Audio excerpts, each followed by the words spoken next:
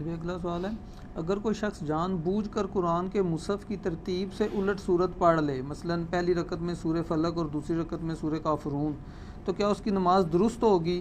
سجدہ سہو ضروری تو نہیں ہوگا؟ سب کے نزدیک نماز درست ہے اور سجدہ صاحب بھی نہیں ہے، البتہ حنفی کہتے ہیں کہ گناہگار ہو جائے گا، نماز ہو جائے گی، سجدہ صاحب بھی نہیں ہوگا.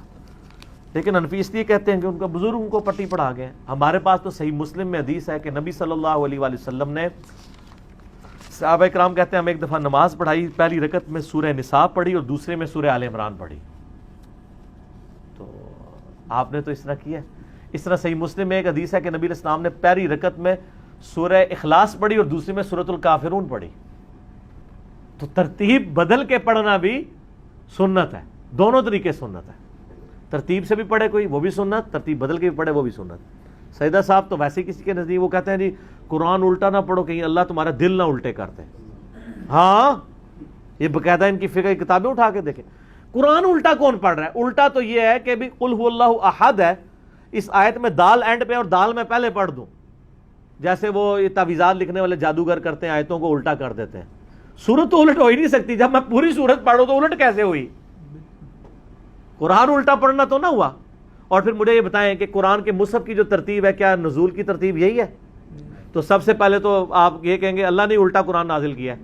30واں پارہ پہلے نازل ہوا ہے، 30واں پارے میں جتنی صورتیں شروع میں نازل ہوئی ہیں، تو الٹا قرآن تو پہلے اللہ نے نازل کیا ہے. تو پھر آپ کیا فتویٰ لگائیں گے؟ سب کی سب جہالت ہے، ان کی علمی جہالت ہے، کیونکہ علم کے نام پہ جہالت پھیلا رہے ہیں.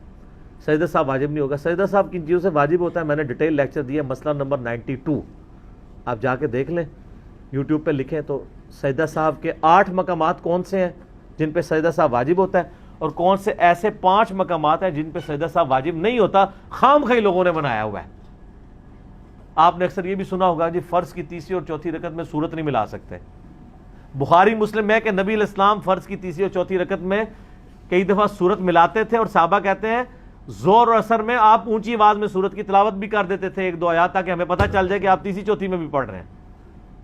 سر مجھے کہنے لگے پھر کہنے دینا کہ کتابوں کا خدا اور ہے اور بابوں کا خدا اور. بابوں نے آپ کو دین نہیں دیا جو کتابوں میں ہے، اور ویسے بابے ہے تو بڑے سیانے سمجھے، اسی لیے انہوں نے بخاری مسلم کا ترجمہ نہیں ہونے دیا 1000 سال کہ ڈش آرسن. یہاں حکومت رہی ہے نا، کہتے ہیں نا صوفیاء اور بزرگ اسلام لے کے آئے. اسلام تو آیا محمود غزنوی کے زمانے کا بھی جو افغانستان سے ہے، اس سے پہلے تو محمد بن قاسم کا بھی آ گیا تھا. 1000 سال تک کسی بزرگ نے بخاری کا ترجمہ کیا لوکل لینگویج میں؟ کیوں؟ وہ سارے حنفی تھے، ان کو پتا بخاری ترجمہ ہو گیا تو لوگ ہمیں چھوڑ دیں گے، روایت دین شروع کر دیں گے.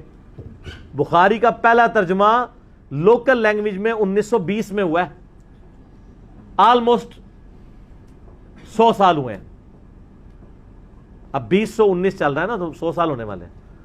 وہ کیا تھا علامہ وحید الزمان نے، جو بند کے عالم تھے، بس ترجمہ کیا ساتھ ہی اہل حدیث ہو کے. وہ نقصان ہو گیا نا، دیکھا بزرگوں کی کتنی حکمت تھی. وہ 1000 سال کا ڈکا لگیا اسے صحیح لایا سی، وہ ڈکا کھل گیا.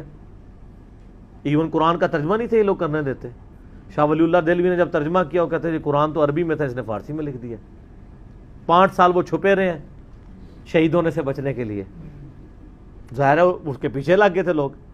اب تو آپ کو بڑے مزے سے لوگ کہتے ہیں جی فلاں کا ترجمہ، یہ اعلیٰ حضرت کا ترجمہ پڑھیں، یہ شریف تھانوی کا ترجمہ پڑھیں. لیکن انیشیٹو جس بندے نے لیا ہے نا اس وقت ان لوگوں نے نہیں ہونے دیا. تو میں ایک معصومانہ سوال کرتا ہوں، آپ کہتے ہیں بزرگوں کی بڑی خدمات ہیں، ہم بزرگوں کی خدمات کو دین کے پیرائی میں دیکھیں گے نا. آپ اگر مجھے کہتے ہیں بخاری مسلم کی تعلیمات ہیں، میں کہوں گا بالکل یہ پڑھی سر، ہم اس سے فیض حاصل کر رہے ہیں. لیکن آپ کہتے ہیں نہیں فلاں بزرگ کا جو مزار بنا ہوا ہے اتنی دنیا جا رہی ہے، ان کی بڑی اسلام کے لیے خدمات ہے، تو ہم کہتے ہیں بتائیں قرآن کا کون سا ترجمہ انہوں نے لکھا ہے، قرآن کی کون سی تفسیر لکھی ہے، بخاری شریف کی شرح لکھی ہے انہوں نے؟ نہیں یہ تو نہیں کیا. تو کیا خدمت کی تھی ہے؟ روٹی کھواندے رہے نے اپنے مزار والے نوں، اور تو کچھ بھی نہیں نہ کیتا. کلمہ پڑھا دیا نا. وہ تو بخاری مسلم میں حدیث ہے اللہ فاسق سے بھی دین کا کام لے سکتا ہے. اور میں آپ کو بتاؤں یہ مان رہے ہیں، یہ کہتے ہیں ہمارے بزرگوں نے اتنوں کو کلمہ پڑھایا. آج ڈاکٹر ذاکر نائک تو پبلکلی میڈیا کے اندر سینکڑوں ہندوؤں کو کلمہ پڑھا رہے ہیں. تو بریلوی دیوبندی کیوں نہیں ان کو اولیاء اللہ مان لیتے؟ ہے پھکی، کہیں گے نہیں گمراہ ہے. تو آپ کے بابے اگر کلمہ پڑھاتے رہے ہیں اور ان کو ہم ان کے عقیدوں کی بنیاد پہ اگر گمراہ سمجھتے ہیں تو سر ناراض نہ ہویا کرو, بیماری تو ایک ہی ہے, اپنا ابا تو چنگا لگتا ہے. جب ہم کہتے ہیں کلمہ تو پڑھایا تھا لیکن عقائد میں خرابیاں دے کے گئے ہیں. میرا ایک یوٹیوب پہ کلپ ہے, بالکل میں نے اس مسئلے کی انجینئرنگ کر دی ہے. انڈیا, پاکستان, بنگلہ دیش میں, برصغیر پاک و ہند میں کیا بزرگوں نے اسلام پھیلایا؟ تو میں نے بتایا کہ اسلام نہیں پھیلایا انہوں نے, اسلام نے ان کو قبول کیا ہے. انہوں نے اگر اسلام کو قبول کیا ہوتا تو یہ بدعت ادھر جاری نہ کرتے. یہ فرق اسی لیے. تو اب دیکھ, لیکن اللہ کا شکر ہے کہ بزرگوں کی آنے والی نسلیں جو ہیں وہ کتاب و سنت پڑھ کے انورٹڈ کاموں میں گمراہ ہو رہی ہیں, یعنی ہدایت تک پہنچ رہی ہیں, جھوم جھوم کے کہہ رہی ہیں کہ نہ میں وہابی, نہ میں بابی, میں ہوں مسلم, علمی کتاب.